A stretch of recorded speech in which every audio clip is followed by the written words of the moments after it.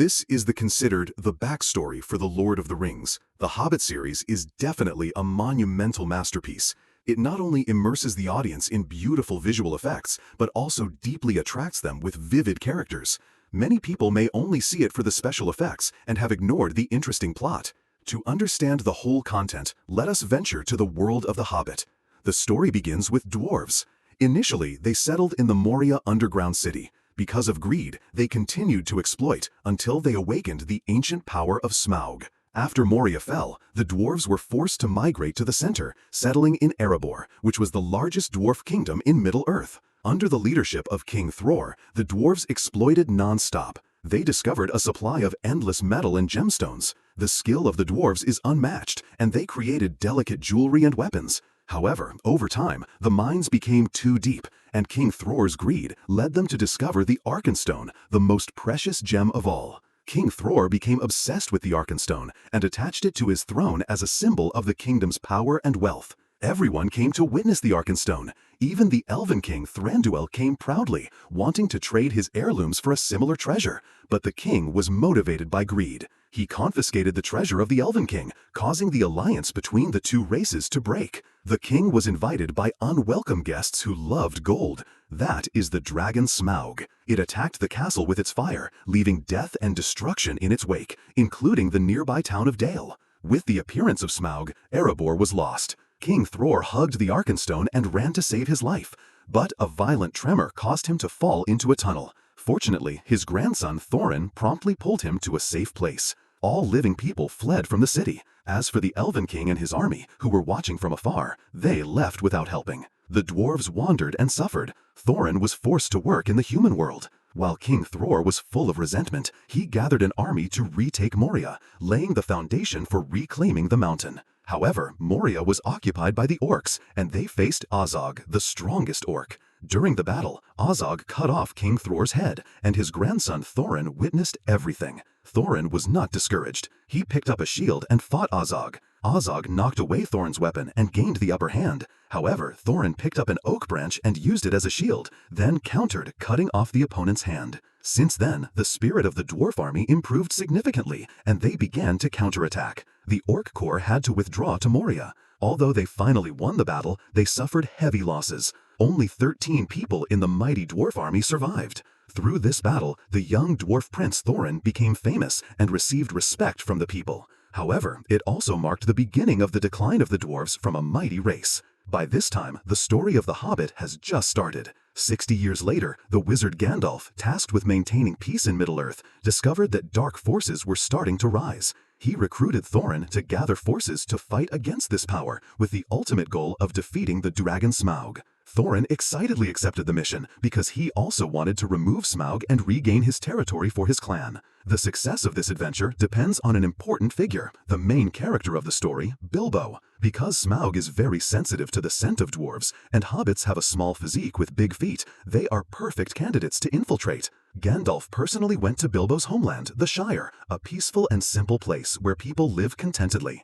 Bilbo spent all day smoking cigars and sunbathing, and Gandalf tried every way to convince him to join the team to complete the task. However, Bilbo was accustomed to a life of enjoyment and comfort. But that night, when Bilbo was enjoying dinner, Gandalf summoned a large group of dwarfs to his small house. They ate all the food. Even the hospitable hobbit was helpless in this situation. But when Gandalf talked about the division of property in the mountain when they completed the mission, Bilbo immediately became curious. The next morning, when the house was empty, Bilbo regretted missing the opportunity to get rich. He immediately caught up with the expedition team, holding the contract in his hand as proof of participation. And so, Bilbo embarked on an adventure with a group of dwarves. Elsewhere in the forest, the old man pulled off his hat, letting small birds outside quickly fly back to his head. When he saw a hedgehog about to die, he brought it back to his small hut, tried to feed the hedgehog a blended medicine, but its condition did not improve. Suddenly, a huge, anonymous creature slowed down outside the window. He realized that the animals in the forest are definitely attacked by some evil magic. He picked up a piece of wood to block the door for the hedgehog. But when he came back, he discovered that the hedgehog was dead. He felt regret and quickly took out a blue gem artifact. He put it on the hedgehog and recited a mantra. The gem successfully absorbed the black magic inside the hedgehog's body. When he went out, he found that there were 2 giant spiders. This meant that darkness had begun to rise. He wanted to find out where these spiders came from. So he asked the small birds to guide him and drove to an abandoned castle. Suddenly, the hand of a nearby statue moved. An undead warrior attacked from behind. Radagast blocked the death blow and flipped the sword, pinning it to the ground. He saw the shadow of the necromancer floating in the space. He quickly drove a wooden sled away from the castle. Then he found the Grey Wizard Gandalf and told him about what happened, handing over the sword he picked up from the ground. Gandalf understood that darkness was about to rise in Middle-earth. Suddenly, the wargs of the orcs attacked. They fought back and easily killed 2 giant wolves. It seemed the orc army was not far from them, and certainly there was a large wave of orcs overflowing from the mountaintop. The wizard Radagast quickly pushed the wooden sled to lead them to flee. However, in the evening, the dwarves discovered that the trolls had mixed up their horses. So they agreed to send Bilbo to steal the horses back. Hobbits have a small physique with big feet, so they are very suitable for infiltration. The trolls did not pay attention to his presence, but he was mistaken for a handkerchief and was wiped by a troll's nose. The dwarves rushed out to save him. As expected, they could not match the trolls. They were all arrested, tied up, and skewered like grilled meat over the fire. In despair, Bilbo tried to stall for time. He told the trolls that they were cooking in the wrong way. He told them to strip the dwarves and add some spices. But his tactics worked. Gandalf appeared at the right time. He used his staff to break the rock. The first rays of the morning sun turned the trolls to stone. It turned out they were afraid of the sun and only appeared at night. Following the trolls' trail, the group found a cave filled with valuable treasure and 3 swords forged by the elves, for Gandalf, Thorin, and Bilbo. Each person took one. It will emit a blue light whenever orcs come close. Soon, the group encountered the pursuing orcs. Fortunately, Gandalf found a cave nearby, and they all jumped in to escape from the orcs. The Rivendell elves accidentally passed by the entrance that had the force surrounding the goblins. The adventure group went deeper into the cave to find the way out. And in the gloom, upon discovering a beautiful scenery hidden at the end of the cave, they accidentally entered the elven kingdom of Rivendell. Only Lord Elrond can decode the map that Gandalf brought, so they sought his help. That night, Thorin gave Elrond the map. Elrond realized that the words could only be read under the moon's light rays, revealing that the door leading to the Lonely Mountain could only be opened under specific conditions. They had a limited time to enter the mountain, otherwise they would have to wait another year. Without delay, the whole group departed the next day. Going through mist and high mountains, late at night in the middle of a storm, they walked along dangerous cliffs. Bilbo almost fell off the verge but was saved by a dwarf. Suddenly, a giant rock rushed towards them, shattering and raining debris on their heads. It turned out that 2 stone giants were fighting. They found themselves in the middle of the brawl. When more rocks were thrown, the mountain beneath them began to collapse, and they realized they were standing on a stone giant's feet. The mountains moved quickly, causing people to lose balance. The group tried to jump to safety. They did not understand why the giants fought each other. The group had no other way but to cling to the edge of the cliff, hoping to find a way out of this situation. Suddenly, the giant on the other side fell with a big collision. The group was still standing at its feet. They immediately rushed towards another mountain, uncertain about their fate. With the collapse of the giant, the battle also ended. Thorin worried about his teammates' safety and rushed to check on them. Fortunately, everyone escaped danger. However, Bilbo almost fell from the cliff. Fortunately, he was pulled up. They found a nearby cave and decided to rest there overnight, continuing the journey the next day. They did not know that the danger was far from ended. The ground suddenly began to move. Mud and cracks began to spread towards them. Suddenly, a stone mechanism on the ground was activated, making people fall into a narrow path. It turned out they fell into a goblin trap. A large group of goblins was waiting for them in their lair. The dwarves were arrested and tied up. During the chaos, Bilbo was ignored, because he might not smell like a dwarf, so no one noticed him. Bilbo was confused and picked up his sword. He sneaked in and assessed the situation. Then, suddenly, a goblin jumped out. Both struggled and fell from a ledge. Other dwarves were taken to the goblin town. The place is connected by wooden bridges. The dwarves were taken to the goblin leader for trial. He was dancing and singing his own song. The dwarves complained that the song was too bad and ruined his mood. He ordered his people to deprive them of their weapons. Just as he was preparing to make them into meat, a white light suddenly came and defeated them. It turned out that the Grey Wizard Gandalf appeared and rescued them. At Gandalf's order, people picked up weapons and began to counterattack. Thorin blocked a blow meant for his life in the fight, causing him to slip and fall from a ledge. The dwarves took ladders and rushed towards the goblins. They used bridges to block the attacks of the goblins and crossed to the other side with the help of a suspension bridge. Gandalf used his staff to smash a giant rock. The whole group followed it. Everywhere was a complex bridge network, and they didn't know where the exit was. They could only run to avoid the pursuit of the goblins. Suddenly, their leader flew out from the cliff, blocked their way, cutting off their retreat. At first, everyone thought he was a strong man, but they did not expect Gandalf to kill him easily. The wooden bridge also collapsed immediately. Everyone fell from the ledge. The long fall made people scared, but fortunately, rocks slowed their movement speed, and they escaped by the skin of their teeth. Gandalf ordered everyone to find the way out as quickly as possible, because they could only ward off the goblins in the sun. Bilbo fell to the bottom of the cave, but was not seriously injured. However, a new danger was approaching him. A creature named Gollum slowly crawled towards him. This is the familiar Gollum from The Lord of the Rings that everyone knows. It survived by eating goblins falling here. Gollum crept closer to a goblin to eat it. Suddenly, the goblin woke up. Both sides fought fiercely. A shiny ring fell out of Gollum's pocket. Bilbo picked it up, and this was how he became associated with the One Ring. From there, it also led to the story in the Lord of the Rings trilogy. He pulled out his elven sword and observed Gollum from behind a rock. When the goblin died, the blue light emanating from Bilbo's sword disappeared. Bilbo looked up. Gollum suddenly appeared above him. After eating goblin meat most of his life, Gollum wanted to change his taste. But Bilbo's elven sword made it hesitate when approaching.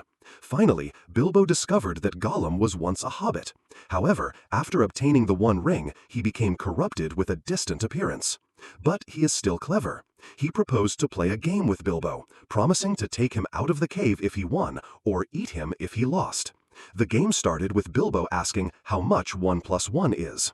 Gollum thought for a while and quickly answered, resulting in a score of 2. When it came to Bilbo's turn, he became worried. He felt his pocket and was inspired. He challenged Gollum to guess what was in his pocket. Gollum could not solve it, and Bilbo won the game. However, Gollum did not want to face the fact that he lost, and tried to approach Bilbo slowly. When he touched his pocket, he realized the ring was lost and frantically searched. Bilbo quickly took the ring out of his pocket and hid it behind his back. When Gollum realized what happened, he chased Bilbo. Bilbo saw the exit, but Gollum was blocking it. After accidentally wearing the ring and becoming invisible, Bilbo considered killing him with the sword. But he pitied Gollum as spared it. He jumped over Gollum and caught up with his teammates. All escaped from the cave, but Thorin accused Bilbo of abandoning the group. Bilbo stumbled upon Thorin's complaint and became very angry, so he decisively removed the ring and appeared in front of everyone. All looked at him with doubt, unable to imagine how a seemingly helpless hobbit escaped from the cave. Gandalf looked at him sharply. Thus, he discovered a small secret hidden in his pocket, but he did not directly expose Bilbo. However, as soon as they escaped, they encountered the pursuit of the warg-riding orcs. The group was forced to run away again. The orcs quickly caught up, and the group was pushed to the edge of a cliff without escape. Gandalf quickly ordered the dwarves to climb trees to hide. Gandalf quickly devised a plan to find help. He caught a nearby butterfly, recited a mantra, and sent it to find help. Meanwhile, the leader of the orc clan arrived. Unable to calm down, Azog sniffed the smell of Thorin and mocked him. The wargs continued to climb the trees. The trees could not withstand the weight and began to lean down. The last tree was forced to bend, and the situation became critical. Azog showed an evil smile in the deadlock moments. Gandalf always thought of a solution. He picked up a pine cone, burned it with his power, and threw it at the wargs. The wolves, afraid of fire, retreated immediately. The forest caught fire. The situation became more critical. Thorin looked at Azog's aggressive expression, and his anger surged.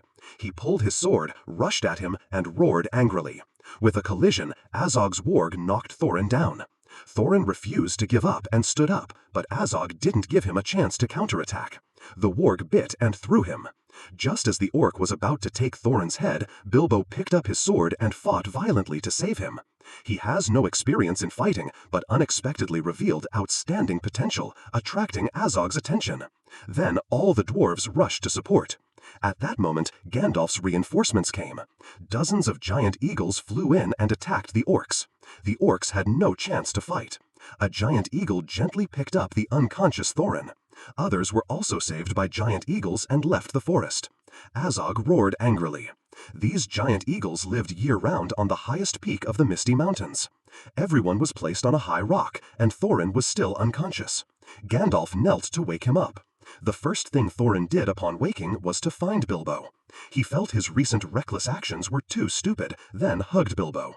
Thorin said this was the biggest mistake he had ever made, and apologized for his contempt. Then everyone looked at the sunset far away, and finally saw the silhouette of the lonely mountain. The Lonely Mountain looked very imposing. It was the last palace of the dwarves in Middle-earth. A small bird flew towards the Lonely Mountain.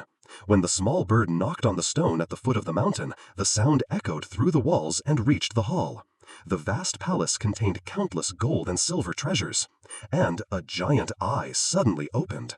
Lord Smaug was about to be awakened. It is the greatest of Dragons in Middle-earth. Surrounded by impenetrable scale layers, its fiery breath can melt anything in its path. Where it goes, devastation follows. Nothing is left outside wild smoke. It was attracted to the treasure in the dwarf palace and came from the north. With its burning dragon fire, it seized the palace of the dwarves, occupying all the gold and silver, simultaneously pushing the dwarves into exile and arduous life. Many years later, Gandalf, devoted to protecting Middle-earth, discovered that dark forces were awakening. To prevent an alliance with the Shadow Power, Gandalf planned to gather a team to help dwarves reclaim their homeland and also remove the fire dragon Smaug in this process. However, they were constantly chased by orcs during the journey. With the help of giant eagles, the group tried to escape countless dangers. Standing at the highest point, they finally saw the great dwarf kingdom, signaling that their destination was at hand. When night fell, Bilbo took responsibility for guarding. He not only discovered the relentless pursuit of the orcs, but also witnessed a giant black bear roaring at the orcs. The name of this black bear is Beorn. He is a creature who can change shape powerfully and protects the forest. Whenever he encountered orcs, he turned into a giant bear to ward them off. Bilbo hurriedly returned to the group to report what he saw to Gandalf. Gandalf was familiar with this black bear. The situation was now very serious. The orc army would soon catch up because they were guided by their scent. Gandalf asked them to turn back and find an alternative path. He knew about Beorn's nearby house where they could find refuge from the orcs. It turned out the owner of the house was none other than the black bear. When turning into bear shape, Beorn became fierce and terrible. However, in human form, he proved gentle and human-like. It turned out his family initially lived a simple life in the Misty Mountains until the orcs appeared and destroyed his whole family. Only he survived. He nurtured a deep hatred for the orcs. Knowing that the dwarf prince Thorin was also an enemy of the orcs, he warmly welcomed them. The next day, Beorn lent them ponies to support them on the journey. Their plan was to go through Mirkwood Forest to the Lonely Mountain. When they arrived at the forest entrance, they felt a harmful presence. For unknown reasons, the forest was ruined by an invisible darkness. To shorten their journey, the whole group agreed to risk going through the forest. Leading, Gandalf discovered dark magic symbols on a tree, reminding him of the words of the elven queen Galadriel. They had to expose the mastermind behind the dark forces. Gandalf decided to take a risk along to Rivendell to learn the truth. Before departure, he instructed others not to get lost, to follow the elven path, and to stay away from the forest rivers because they were imbued with dark magic, and they had to be alert. Gandalf assured them he would reunite with the group before they reached the Lonely Mountain. The entire forest was covered in darkness without any sunlight. The thin air was filled with a feeling of spreading darkness, making them extremely uncomfortable. They found the bridge leading to the elven path was broken. After walking a few steps, the group began to feel sleepy. Dwarves found a familiar medicine bag on the way. Only Bilbo's mind was still awake. They realized they had gone in a circle and argued with each other. Bilbo climbed to the highest point of a tree to assess the direction, and discovered the air above was extremely fresh. Immersed in panic, a group of butterflies danced gracefully. He saw a river in the distance, along with the Lonely Mountain. Bilbo shouted to everyone to tell them the direction. When he returned to the forest, he was entangled in a spider web. Suddenly, a giant spider appeared in front of him. It turned out they had fallen into the spider's nest. When a spider pulled its prey to prepare for feasting, Bilbo quickly stabbed a sword into its chest and pushed it out of the tree. He quickly tore disgusting spiderwebs from his body and discovered the rest of the team was wrapped tightly by the spiders. He held his breath and remembered the precious treasure he found earlier, the One Ring. By wearing it, he could become invisible. Bilbo threw a piece of wood behind him to distract some spiders' attention. Bilbo used the sword to slash a spider's back, then gave it a throat cut. Bilbo saved all his teammates. However, another spider with large fangs suddenly rushed at Bilbo. Both became entangled and fell from the tree. The precious ring accidentally slipped from his finger. As soon as he saw the ring, a spider suddenly left him. However, Bilbo dismissed fear and risked himself to kill a giant spider. When he regained the ring, he began to ponder. He realized he became sly and lost alertness. But anyway, the ring saved him, and he did not want to lose it. A figure quickly jumped down from a tree and destroyed another spider. That is the elven prince Legolas with his team. At that moment, another elven beauty appeared, quickly resolving spiders with her power, immediately repelling all the giant spiders during the fight. Suddenly, they discovered ancient elven swords. Originally, the elves had an unfavorable attitude towards the dwarves, and this discovery made them even more upset. Legolas ordered all of them taken to the palace and locked up overnight. However, Bilbo was not in the same group. He quietly wore the ring and followed. As soon as the door closed, he entered the elven palace. Bilbo sneaked into the cell block to help the 12 dwarves escape. Before the guards knew it, they had reached the cellar. Bilbo put 12 dwarves into barrels. Then Bilbo used all his force to pull the lever, and the barrels rolled into the river along the chute. The loud noise awakened the drunken guard. Bilbo seemed to realize something was wrong. When he saw the guards approaching, Bilbo was scared, took a few steps back, and fell into the river himself. The dwarves waited for him downstream. The group floated along the river. Soon, they approached the first waterfall. The sturdy, armored barrels helped everyone overcome the falls. However, the elven guards quickly discovered their escape and immediately rang an alarm, ordering the guards downstream to close the water gate. As soon as a guard pulled out to catch them, an arrow shot him from behind. It turned out an orc army had been waiting for them for a long time. Leading it was Bolg. He is the son of Azog. Because Azog was summoned back to the fortress to command the army, the task of hunting the dwarves was given to him. Keely decided to walk towards the tunnel to open the water gate, attracting Bolg's attention. An arrow hit him in the leg. At that moment, the human girl Toriel came to support. Prince Legolas also came with the guards to support. Keely took the opportunity to drag his injured leg to struggle and open the water gate.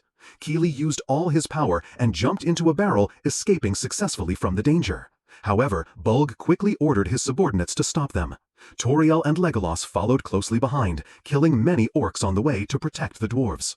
Under the river's influence, the barrels were launched ashore, crushing many orcs on the way.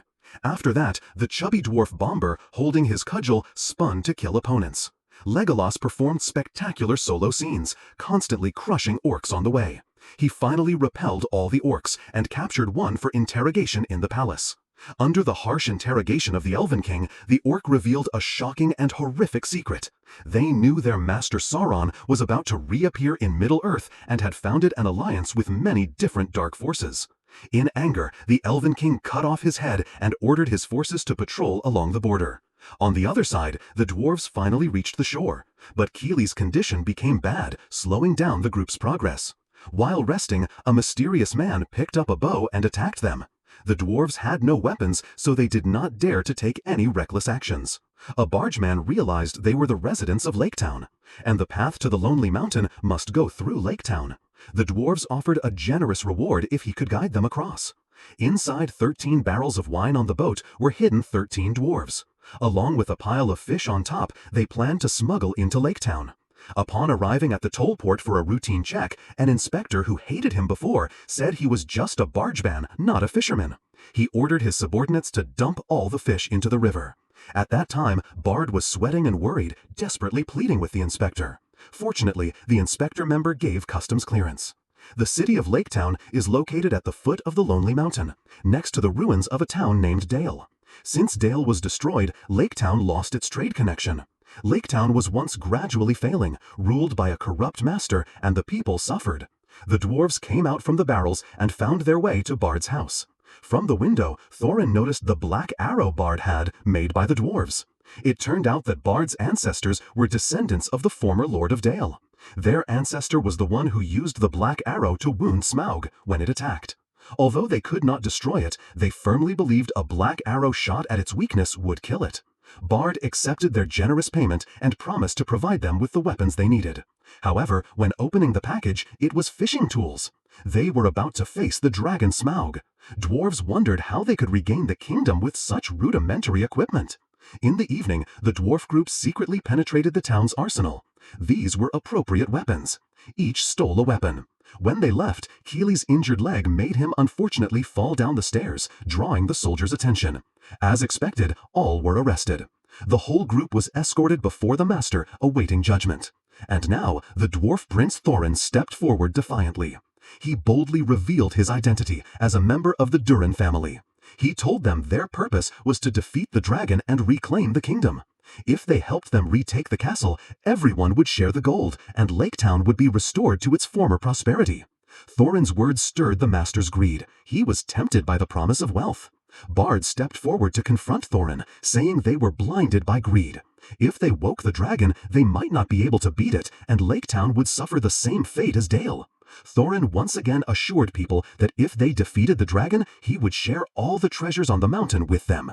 Stimulated by gold, the crowd became enthusiastic. Even the master declared support for the dwarves. The next day, the dwarves had full armor and equipment. Due to Keely's serious wound, he had to stay in Lake Town to recover. The master organized a spectacular farewell ceremony. After many days of hardships, they finally saw the castle, now rubble. Time was short. They had to find the secret door to enter the mountain before sunset. Meanwhile, Gandalf was preparing to investigate the tomb of the Witch King of Angmar. Suddenly, a broken ladder gave way. He almost fell from a cliff. Finally, he entered a stone door. He cast a spell, causing his staff to emit bright light to illuminate the entire cave. A stone coffin Inside opened. Suddenly, a wraith lunged out, revealing the necromancer, Sauron. Gandalf informed him that the One Ring only obeyed one master. Shadow forces were about to invade Middle-earth again. The appearance of the two flames, Mount Doom, they encountered before served its owner. Azog was the commander of the orc army. In the near future, a fierce battle between humans and orcs was inevitable. The battle would take place at the foot of the Lonely Mountain, dubbed the Battle of Five Armies. After talking, Gandalf was about to go to the dwarf group. However, Radagast hinted that Gandalf should first find out about Dol Guldur. Sauron was gathering strength there. Therefore, Gandalf had established a plan to reach the Lonely Mountain and stop this disaster before the dragon awakened. On the other side, the dwarf group rushed up the mountain. Following the instructions of the moon runes on the map, the secret door leading into the mountain was placed on this wall. Thorin took the key to the secret door, his heart filled with confused emotions. After 60 years, the dwarves finally returned to their homeland. Thorin constantly recalled the translation by Lord Elrond. The last light of Durin's day would shine into the keyhole. This was the perfect time to open the door. The dwarves tapped on the wall trying to find the keyhole. But their time was short. If they missed this opportunity, they had to wait another year. The impatient dwarfs became completely frustrated and started smashing. When the last ray of sunlight disappeared, all their hopes were broken. Thorin could not accept it. Now that the daylight was gone, it signaled the end of the expedition. They left in silence. But Bilbo did not leave. He tried to encourage people not to give up. But Thorin despairingly threw the key and the map to Bilbo and followed the others. Bilbo kept his spirit, never giving up. He continued to find clues. When thick clouds separated and let the moonlight expose the mountainside, a bird gently tapped the wall. The moonlight softly pierced the mountain and shone straight into the lock. Bilbo recalled the key Thorin had thrown away. He frantically searched for it, but accidentally kicked the key. Thorin and the other dwarfs came back. Thorin plugged the key into the lock and pushed the stone door. At the moment the door opened, all the dwarfs stood still, unable to describe their encouragement in words. After 60 years, the dwarfs finally set foot in their glorious kingdom. Now they were about to complete the mission to regain the Arkenstone. Everyone turned to Bilbo. As a burglar, Bilbo naturally could not refuse. But he didn't know what the Arkenstone looked like. Bilbo still carefully entered the palace. The magnificent architecture, the mountains of gold piled before his eyes, surprised him. This hoard had more gold in the world combined. With gentle footsteps, Bilbo ventured into the gold hoard, trying to avoid the sound of falling coins. Finding the Arkenstone jewel in the middle of the Golden Mountain was like finding a needle in a haystack. He suddenly picked up a golden cup, not knowing it would activate a coin waterfall. The noise made a giant eye open, startling him. He quickly hid behind a pillar and tried to go in another direction. Bilbo realized the dragon was moving slowly. The danger increased. He hides behind a pile of gold. Bilbo remembered the ring in his pocket. He quickly put it on and became invisible. Although the dragon could not see him, it could smell the thief. Bilbo frantically escaped, but the sound of coins rolling out betrayed his footsteps. The dragon also realized the stealth power of the ring. Bilbo was determined to remove the ring, but when he did that, he was revealed. He told the dragon he did not come to steal, but just wanted to witness its majesty. The dragon seemed very pleased.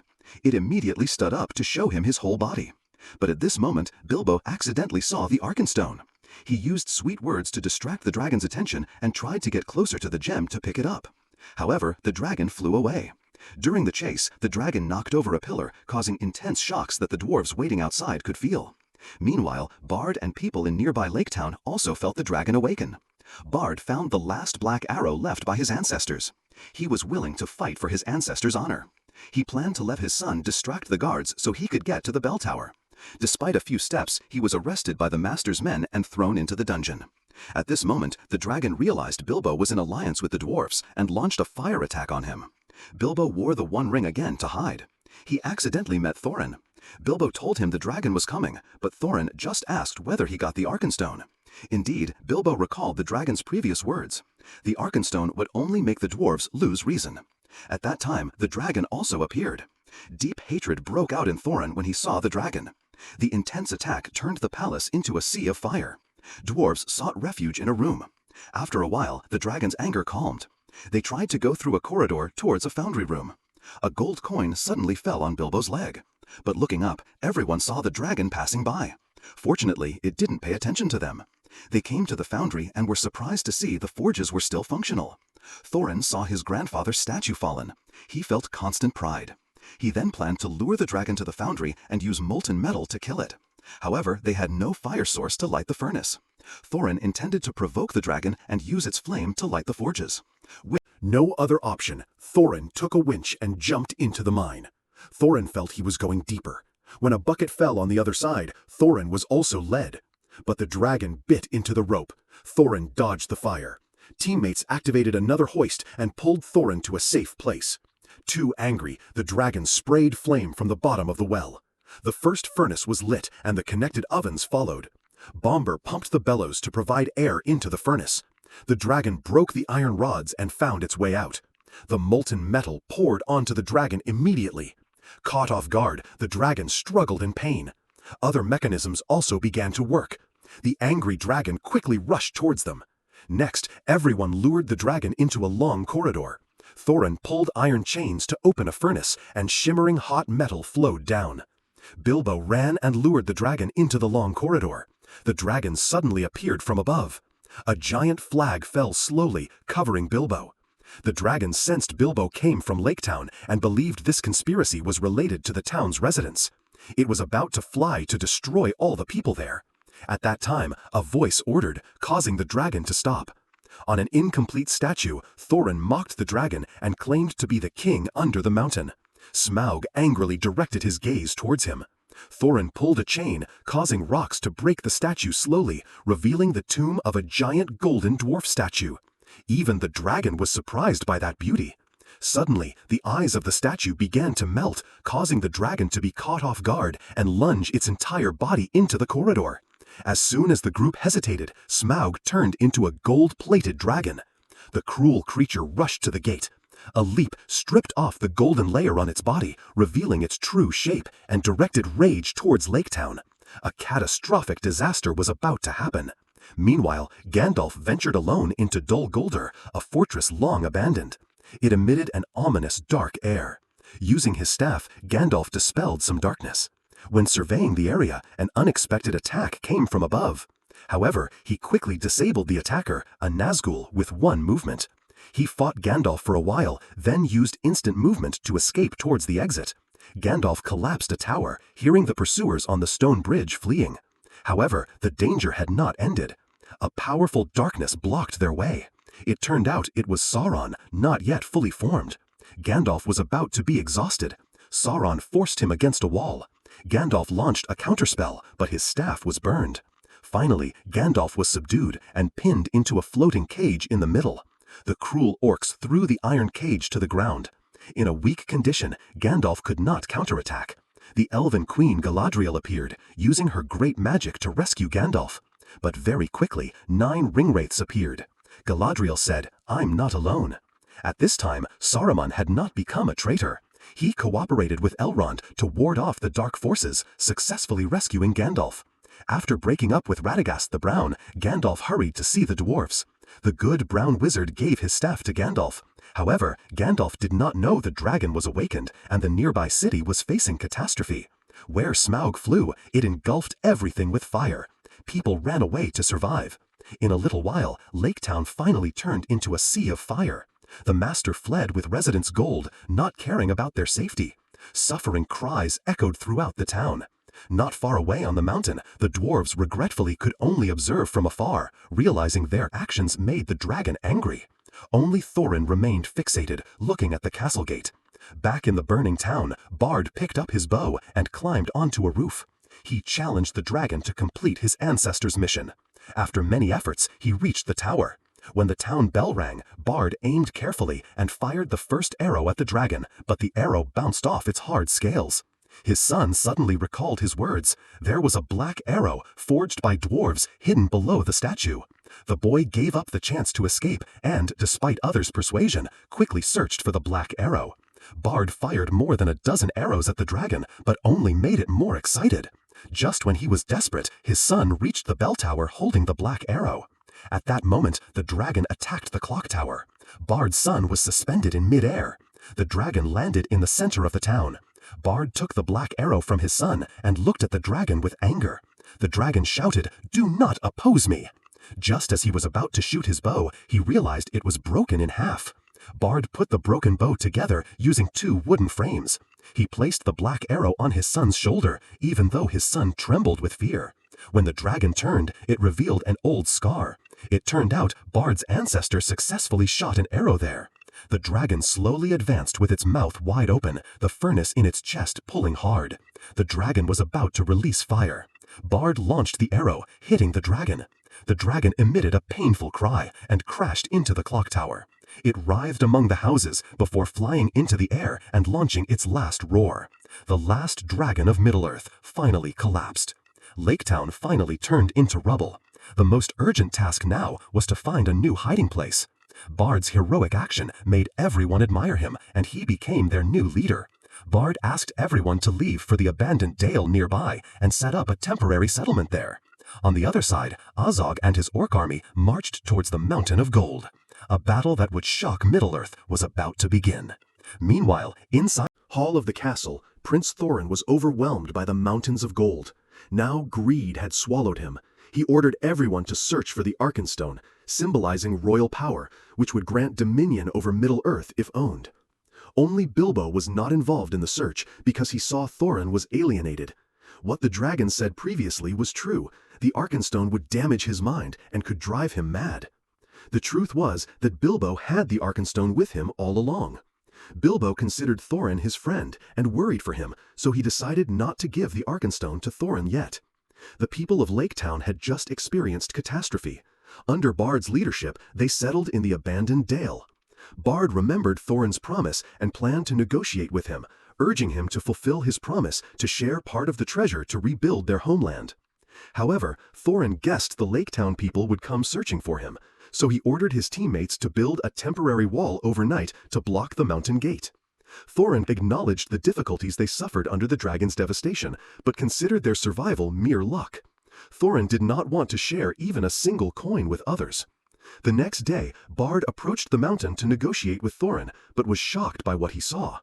The whole dale was now filled with armored soldiers, the army of the Elven King. Riding on an elk, leading his army, he brought essential necessities for the refugees. Bard, representing the townspeople, expressed sincere gratitude. The Elven King said he did not come solely for them, but to march to the lonely mountain to reclaim what was inherently his, the pure white gems he gave to Thorin's grandfather in exchange for treasure, but which were never reciprocated. To prevent the impending war, he wanted to try sincere negotiation with Thorin. Thorin also noticed Dale was now full of elves. Bard arrived at the foot of the wall, and they started a conversation through a small hole. Bard asked Thorin to fulfill his promise, dividing property to the Laketown people to rebuild their home. Thorin just looked at him arrogantly. Bard warned him that if they did not reach an agreement, the elven troops would march on the mountain. However, Thorin's pride prevented him from backing down. He was ready to face war. As the Elven King expected, negotiating with dwarves was useless. Thorin's attitude shocked his teammates. They remained loyal to Thorin and did not dare to speak out, except Bilbo. He criticized Thorin's actions, asking him to be reasonable. Only Dwalin spoke up, saying their 13 people couldn't fight an orc army of 100,000. Thorin laughed and told Bilbo never to underestimate dwarves. Bard hurriedly returned to Dale to inform the Elven King. Now force would bring solutions. Meanwhile, the dwarves pushed a statue out to break the bridge. The Lake Town people and the elves began to prepare for battle. The dwarves were equipped with weapons, preparing carefully for the upcoming war. Thorin especially gifted Bilbo a valuable present as a symbol of their friendship, a mithril coat made by his ancestors, making the wearer invulnerable to weapons. But they did not know another force was silently heading to the mountain. Bolg stood on a rock, signaling the army of 100,000 orc soldiers marching through the night towards the lonely mountain. The battle that would change the fate of Middle-earth began. Thranduil, the Elven King, joined forces with the human army and led his soldiers to the dwarves' wall. To respond to the dwarves' provocation, the king just smiled gracefully. Facing 100,000 soldiers in golden armor, the dwarves' expressions changed significantly. Bard told Thorin he possessed what Thorin wanted. Then he took out the Arkenstone, the most valuable treasure of the dwarf kingdom. It turned out Bilbo had left the mountain by sneaking down the wall before the battle and given the gem to King Thranduil, hoping the Arkenstone could prevent the war. He believed only with the Arkenstone could Thorin be made to fulfill his promise. Bilbo deeply cared for the dwarves' friendship and did not want to see them die on the battlefield. Gandalf urged Bilbo to leave before dawn, fearing Thorin would discover his actions. Thorin did not believe it was the Arkenstone and considered it a trick. But Bilbo bravely confessed everything. The sudden incident shocked everyone present. This made Thorin angrier. He ordered other dwarves to throw Bilbo off the wall, but none were willing. Thorin angrily pressed Bilbo against the wall. Gandalf reprimanded Thorin for not showing the good image of a king. This statement awakened Thorin. Bard asked Thorin whether he would trade his promise to get the Arkenstone. Thorin felt helpless. Faced with hundreds of thousands of powerful troops below the wall, he realized he had no chance to win. Just as Thorin was confused, a crow flew to the wall, and the sound of footsteps echoed on the distant hillside. It was none other than the famous Iron Hills army commanded by Thorin's cousin, Dain. King Thranduil immediately ordered a change in tactics to face the Iron Hills army. Dain's spirit was more aggressive than Thorin's. He was not interested in discussing anything. He simply gave harsh words and prepared for direct battle. King Thranduil ordered his army to face the Iron Hills army. An aggressive shock rang from the distance. A giant tremors came from the ground. But instead of attacking, these tremors paved the way for another force. Azog. The Defiler appeared on a mountaintop, commanding his army and evaluating the situation. Azog was about to wipe out all. With the sound of war horns echoing, countless orc armies spilled from newly dug tunnels. Although the dwarf leader Dain disliked the elves, he understood the true enemy was the orcs. He immediately ordered a tactical change. A shield wall formed just as the two armies were about to clash. The elven force suddenly rushed forward from above the dwarves.